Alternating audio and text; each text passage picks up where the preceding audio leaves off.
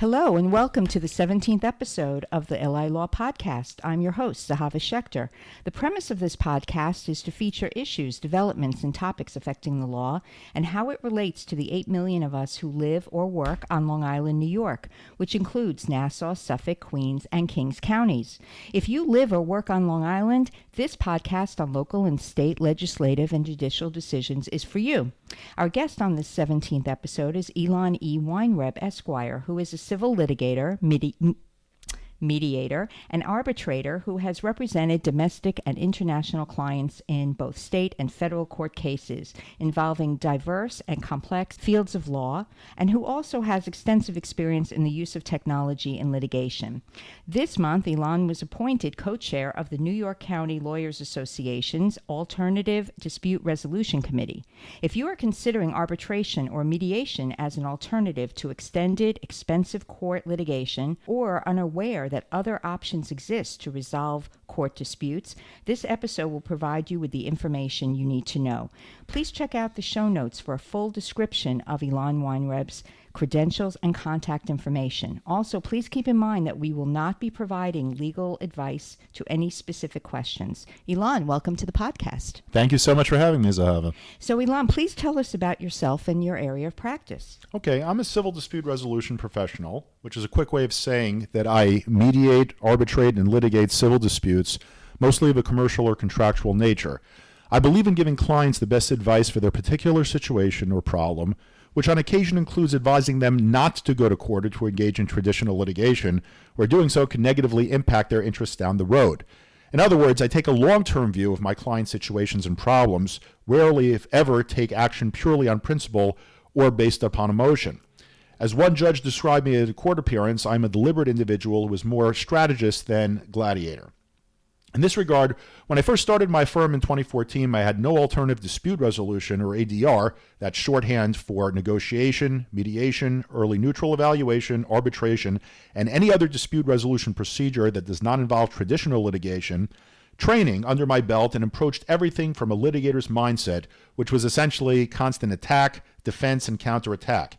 As the old saying goes, when all you have is a hammer, everything looks like a nail. But over the past 4 years and change, by attending ADR training programs as both a student and faculty member, and in mediating and arbitrating cases as a neutral, I've been able to add more skills to my proverbial toolbox. In short, my practice, the Weinreb Law Firm PLLC, now is much more multidimensional than when I started it, having evolved from a law firm into a civil dispute resolution firm. Outside of the office, I serve as a professional Torah reader for 2 West Hempstead synagogues, of which I am a member, Congregation Anshe Shalom and Young Israel of West Hempstead. I'm also an active member of both the Garden City Chamber of Commerce, the West Hempstead Chamber of Commerce, and the Nassau County Bar Association, where I serve as both a mediator and arbitrator on that association's mediation and arbitration panels, and I'm here to discuss those panels today. Okay, so let's start with the concepts of litigation, mediation, and arbitration. Let's first start with litigation. What is that? Okay, that's what most people are very familiar with, which is essentially one person or one company sues another person or a company in court, and it's not necessarily one, it could be multiple parties, but the simplest definition is X versus Y. It's an adversarial process in which a judge is the decision maker. There's very little control by the parties, and what happens ultimately is that either a judge or a jury, in the case where a jury is appropriate, end up becoming the decision makers, and the parties don't interact with each other. They interact through intermediaries, which everybody knows as lawyers, and tons of TV shows showing that all around. There are actually other TV shows now to segue into arbitration. For example, The People's Court. You have Judge Marilyn Milian serving as a judge. You're not really having true litigation there. What you're having there is arbitration. And you can see the differences right on that show. It's a good illustration of what arbitration is. First, arbitration doesn't necessarily have to involve attorneys. Litigation almost always involves attorneys. Sometimes you have people who are pro se. But arbitration sometimes could be just one person against the other. No attorneys are involved. And it's private. I'm going to interrupt for a second. Pro se means that the litigant acts on his own behalf. He does not have an attorney representing That's him. correct. Right. The person acting pro se, literally coming from the Latin, mean of oneself. Getting back to what I was saying before in terms of arbitration, on that show in the People's Court, you'll see that even though it's from a studio audience, it's not something which is being docketed. There is a docket, an announcer who gives us a description of the case, but there's no official set out state mandated procedure. It's done as a private enterprise amongst the people who are involved. That means that... Can I interrupt for 1 second? Is arbitration binding? Meaning, if you go to the People's Court or another arbitration location, are you bound by the decision of the, I don't want to say judge because it's not a judge, but of the person who is the arbitrator? The arbitrator, correct. The answer to that question is more often than not yes, but ultimately it's controlled by the arbitration agreement that the parties enter into. And that's another aspect of arbitration which is different than litigation. There's an agreement which sets out the parameters of the decision maker's authority. So, for example, are we going to be following the federal rules of evidence? Are we going to be following any other evidentiary code if it's a different state? New York doesn't have an evidentiary code. It has common law principles. But you could have certain organizations that provide for arbitration, such as NAM, National Arbitration and Mediation, that have in their rules that the federal rules of evidence are going to be applicable. Okay, now before we get into this, because there's so much here, you just mentioned litigation and arbitration, and just now in your prior sentence you mentioned mediation. So how is mediation different from the other two? Okay, so just to clarify, by the way, the name of that particular firm is National Arbitration and Mediation. But just to answer your question, mediation differs from both litigation and arbitration primarily, and that mediation is not a process which is controlled by a third party. Mediation, as opposed to litigation and arbitration, it's a process in which a neutral third party, that's the mediator, works with the parties to reach a mutually agreeable settlement of their dispute. The mediator may assist the parties and their counsel in formulating the terms of their settlement, and his or her role is to aid in facilitating settlement agreeable to the parties. The mediator, unlike the judge or the arbitrator, does not have the authority to impose a resolution on the parties. So as I was explaining, that's the primary difference between the three modalities. Mediation is the one modality, alternative dispute resolution modality or process, in which there is no decision maker. The parties are in control. In a mediation, is the mediator like a social worker or a facilitator rather than a decider? It's an excellent question because there are many different types of mediation. There is a type of mediation called facilitative mediation, which is, I think, what you're referring to or hinting to over here, in which a person, and it could be a social worker, it doesn't have to be a lawyer, it does not have to be a judge, it could be anybody who the parties agree upon as being their mediator. It could be a rabbi, a priest, an imam. In religious mediation, you have that going on. It could be a person who deals with international conflicts and amongst countries. How is mediation started? If we know that litigation is started with a complaint or a petition, how do you start a mediation? Okay, that's where mediation and arbitration actually are similar, because both mediation and arbitration are both started by agreements. Either there is a pre-existing agreement between the parties that says that they agree to mediate any dispute or arbitrate any dispute, or alternatively, the parties, once they find out that they have a dispute, can enter into a separate and distinct agreement amongst themselves to either mediate or arbitrate their dispute. And in terms of mediation, we know that that could be binding if the parties agree. Is it? Hang on, let me correct you. No, that's not correct? No, mediation is never going to be binding, because there's no decision which is ever imposed upon the parties. As opposed to arbitration or litigation, anybody in mediation can get up and walk out whatever time they want. There is one minor exception to that, which is the courts, the Part 146 and some of the federal courts. They ask the parties to make a good faith effort to stay at a mediation session if it's court ordered, which means that they usually don't have to pay anything for this, but that usually means giving it at least an hour. But beyond that, the parties, and again, it's not a hard and fast rule. The parties can show up and say, after 15 minutes, we're not getting anywhere, we're gone. And that's completely up to the parties. Let me ask you, you mentioned cost. So if the court orders a mediation, you said there's no cost. If the parties voluntarily enter into mediation, is there a cost, or does that animal not exist? Okay, well, to clarify, the parties always voluntarily enter into mediation. The question is, number one, who is the mediation provider, or what is the mediation provider if it's an entity? And the additional question to that is, what are the rules of that particular mediator or mediation provider? Now, in the case of the courts, as far as Part 146 is concerned, depending upon where you are, either the first 3 or the first 4 hours of a mediation session are going to be free. In addition to that, preparation time for the mediator is going to be free. That's not the case if you go to a private mediation organization, whether it be the Nassau County Bar Association, as I mentioned before, or alternatively JAMS or AAA, that's the American Arbitration Association. Those providers do charge a significant amount of money, but the cases in which they handle, these are not your typical dog bite or landlord-tenant cases. These are multi-million, sometimes multi-billion-dollar cases, and obviously the parties are going to be expected to pay something for the mediator's time because there's a lot of things to go through in those cases for the mediator. And let's jump, since we're talking about cost, how does the cost for a mediation, a private mediation, differ from the cost for an arbitration?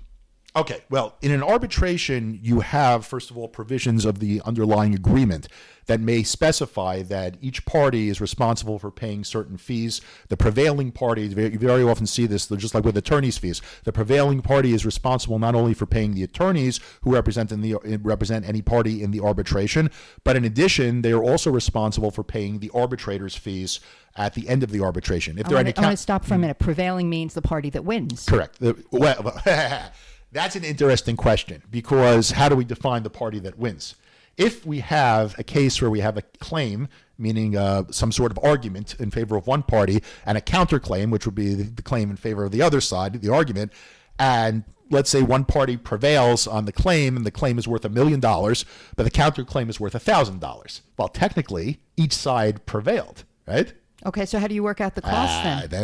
That's a question ultimately for the arbitrator to work out, or for the parties themselves to work out. There's no one answer to that. It's a complicated question. But in any case, it sounds like whether a person chooses arbitration or mediation, that is probably far less expensive than litigation in courts. In both cases, it significantly is. And when we're talking about the Nassau County Bar Association in particular, their fees and costs are much lower than many of the other providers. If you take a look at JAMS or you take a look at AAA, even NAM, which is lower cost than some other providers, the Nassau County Bar Association is a phenomenal value in that it comes in at $300 an hour for arbitrator and mediator time with a $500 administrative cost filing fee.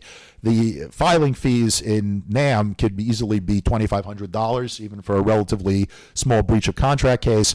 And for AAA, they could even be more, depending on what the case is. Now, hold on. Yes. If someone wants to look up these organizations online, NAM is NAM? Yes. And JAM is JAM? JAMS. It used to be JAMS. Yeah, it's like jelly jams. Very good. Yeah. So now we get to the primary question, I think, for our listeners, which is, why would a listener choose to go with an arbitration or a mediation or litigation? What are the factors that come into consideration when determining which is the proper path? Okay. Time, cost, aggravation. Those are the three factors that basically, and there are more, but those are the three main factors that come into play. We look at first at time. Time, what point is the case at? Is the dispute just starting? Is it nascent? Is it coming up? Or alternatively, has it been festering for many years? If it's been festering for many years and it's already gotten into litigation, which is sometimes the case, and again, you could do mediation, you could do arbitration at any time. But if the dispute has already been going through the courts for many years, more often than not, unfortunately, you're just going to have the parties finishing up where they started in the court system. If, on the other hand, you're just starting, it's much more cost effective, and that leads into the second category, much more cost effective to start mediation right then and there as an early attempt to resolve a dispute, because in the court system, you have something called discovery. Discovery is where the parties exchange documents and they engage in things called examinations before trials. That's where one attorney asks questions of the other attorney, also known as a deposition. Correct. It's also known as a deposition, and it's done under oath. It's one attorney, again, asking questions of the other party, and the testimony is recorded by a court reporter. You don't have that in mediation. You don't have that in arbitration. You could have discovery in aid of mediation or in aid of arbitration, but when you're starting right at the beginning, you don't have to have those things going forward. In litigation, you'd be very unwise to go into trial or any sort of final disposition, what's called summary judgment, which is a stage before trial where the court makes a decision on papers. It's basically a trial on paper. You'd be very unwise on summary judgment or a trial to go into those environments without having depositions or some other underlying documents exchanged between the parties. But that's not the case with mediation and arbitration. Okay, so now we know in litigation that you go before a judge, whether in Supreme Court or wherever the jurisdiction is, and you get your judge based on the lottery or whatever system it is. You don't choose your judge. Can you choose your mediator and or arbitrator? Absolutely. In fact, there even in the case of arbitration, there's even specific rules deciding how the arbitrators are picked. There's very often what's called a strike system, where a list of arbitrators are given to the parties if they haven't already picked their own arbitrator originally. If they pick their own arbitrator and that person is named and the person's willing to serve, great, then that's done. Selection is done by the parties and there's nothing to talk about. But very often the parties specify a provider, for example, the Nassau County Bar Association, and then the case administrator for the Nassau County Bar Association gives a list of names. Sometimes it's 5, sometimes it's 7, depending upon whatever the rules provide, to the parties. They usually end up striking 1 or 2 of the names, and then they order the other names in preference, and then send those back to the case administrator. And when you have a match, relatively speaking, in preference, that's how the parties end up picking their arbitrators without necessarily interacting with each other. So it sounds like a litigant may feel better about the person who is helping or determining the outcome if he or she is choosing, has a say in the choice of the person involved in the process. Absolutely, because in the case where you have a set number of people, you can certainly do research on them beforehand. Usually it's not like the lottery system that you were describing about in litigation, where the judge's name comes out of the hopper and that's it. And there's no research and there's nothing, and you have essentially your judge picked for you. And if you don't have confidence in that judge for whatever reason, you're still stuck, correct? Unless you make a recusal motion, which is very hard to win. Very hard to win and often very unwise. I want to ask you, since we talked about judges, who are mediators and arbitrators? Are there national standards? Are they licensed? Who are we getting? So in the Nassau County Bar Association, the mediators and arbitrators are all highly skilled, qualified attorneys who have been admitted to the bar for a minimum of 10 years and screened by the association's Judiciary Committee. That's the committee which ends up determining the qualifications for sitting judges. We do have on the panels some judges. For example, we have Judge Ira Washarsky, who is a former Commercial Division Justice. We have Judge Ute Wolf-Lally, who was a Justice of the Supreme Court.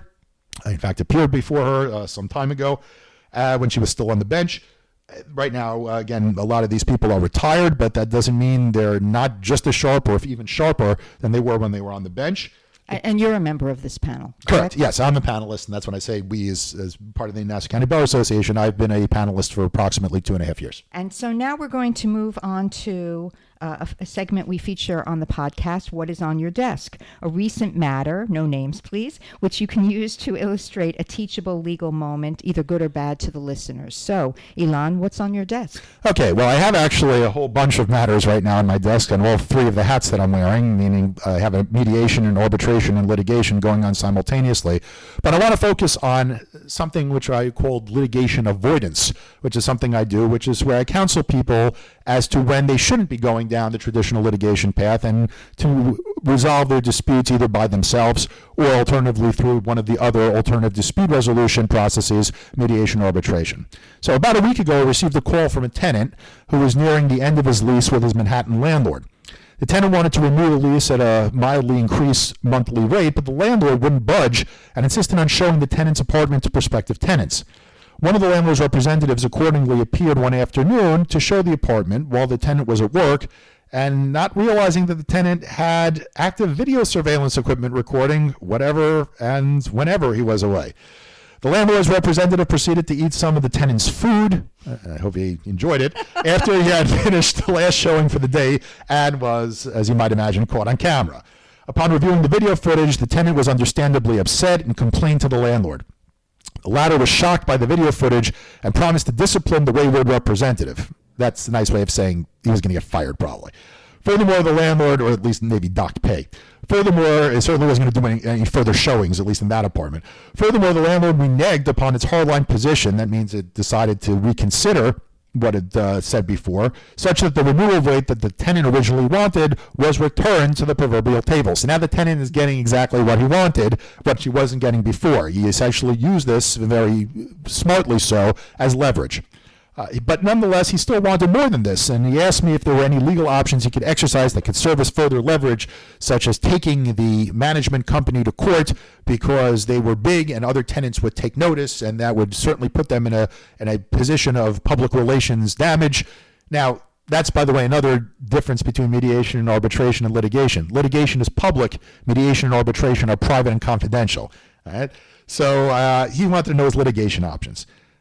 I said to him, let's take a look at what's on the table. And there were indeed limited legal options available. There's causes of action for, that means claims or arguments, for trespass, for conversion. And you can get somewhere with that in terms of a public relations perspective. You might have been correct in saying that other tenants wouldn't like to have known that when their apartments are being showing, their food is going to be eaten. Not exactly great, especially if it's expensive food. But on the other hand, I also told them you have to think about the practical aspects of doing that.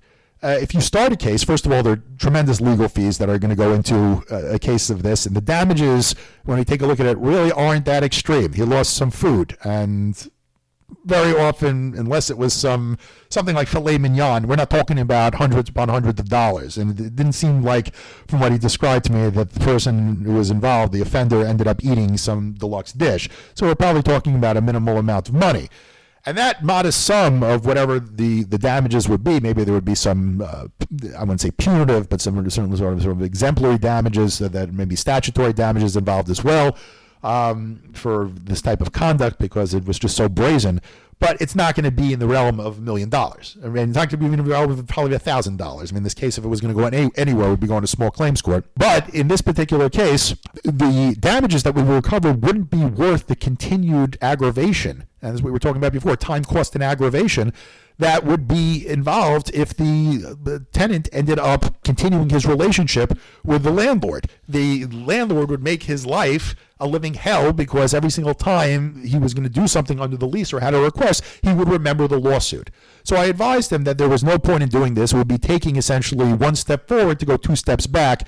And the moral of the story is that whenever you consider a dispute, you always have to consider whether or not the traditional litigation process is really worth it in the long run, whether the game is worth the candle. And I think you bring up a good point, which is in our heavily litigious society, there isn't always room to bring litigation. There isn't always room to, or a reason to bring a lawsuit, which is somewhat frivolous, I would have to say. In this case, yeah, it's borderline frivolous in this case because there's really been no damage that hasn't been recompensed by what was going on over here. And in addition to that, even if you have the room, it takes forever. It does. You're going to have a case like that. It's going to work its way through small claims. I have a client who has a $1,000 case right now, and she's still working it through small claims, and it's been a year and a half. And she's paying legal fees. It's not my case, but I assume that whoever is going to be representing her that, yeah. So there's an ancillary case to an arbitration that I was dealing with her at the time. And I told her, I said, at some point, it's not going to be worth your time.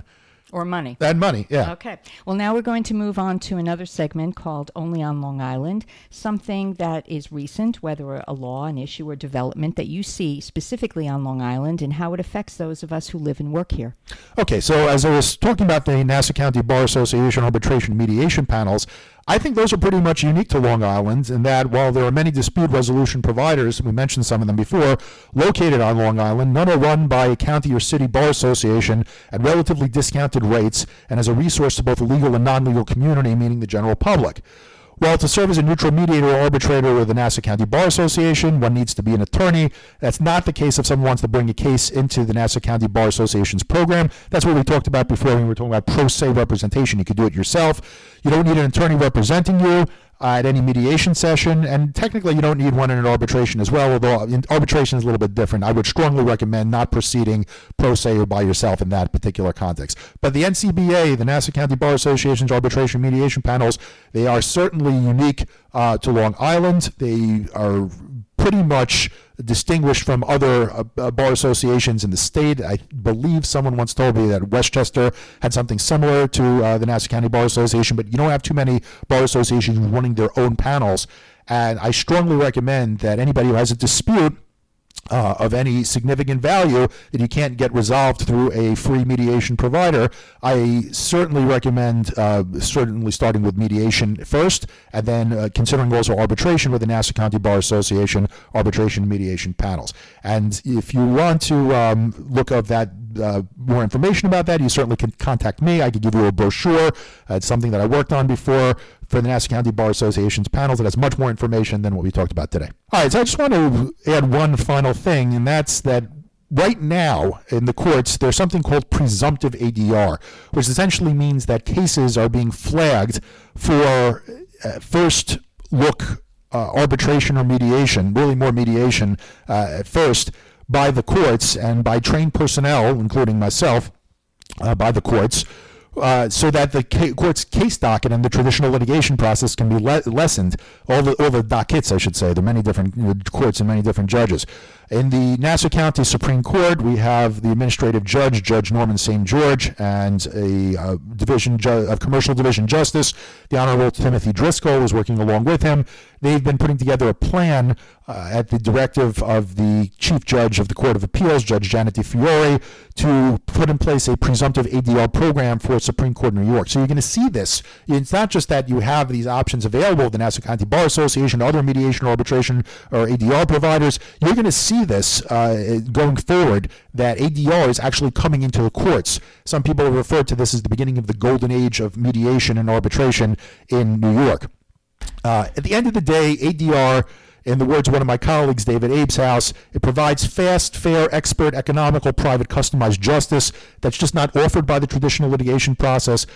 Certainly, I recommend going to the Nassau County Bar Association for any case that you can't get into a free mediation program. The rates are much lower. The people are wonderfully qualified. If anybody has any questions or any sort of other concerns with respect to arbitration or mediation, strongly advise you to contact me. Zehava gave you my contact information before, but just very quickly, 516-620-9716, or at Weinreb, E as in elephant, W as in William, E as in elephant, I as in igloo, N as in Nancy, R as in Robert, E as in elephant, B as in boy, at Weinreb Law. That's my last name again, weinreblaw.com. Weinreb at weinreblaw.com. You can email me. And Zehava, thank you so much for having me on the program. Elan, thank you for that very informative discussion. And Elan Weinreb's contact information is on the show notes, so please feel free to look at that and contact him. So that's it for our 17th episode. Thank you again, Elan, for coming on the podcast today and for teaching us about alternative dispute resolution. And to our listeners, be sure to download this podcast on iTunes, Google Play, Spotify, Stitcher, or wherever you get your podcasts. And while you are there, we would greatly appreciate your rating us with a review that might start. I just heard on the LI Law podcast that the village of Patchogue is proposing a ban on the planting of bamboo within the village limits. The village has scheduled a public hearing for October 15th after a homeowner complained about his neighbor's bamboo growing underneath his fence and negatively affecting his property. According to the village attorney, if the law is added, a homeowner will be able to keep existing bamboo but will not be able to plant it. If you live in Patchogue and want to grow bamboo, you will certainly want to attend that village session. The LI Law podcast is your source for local tips which educate and entertain. Thanks for listening.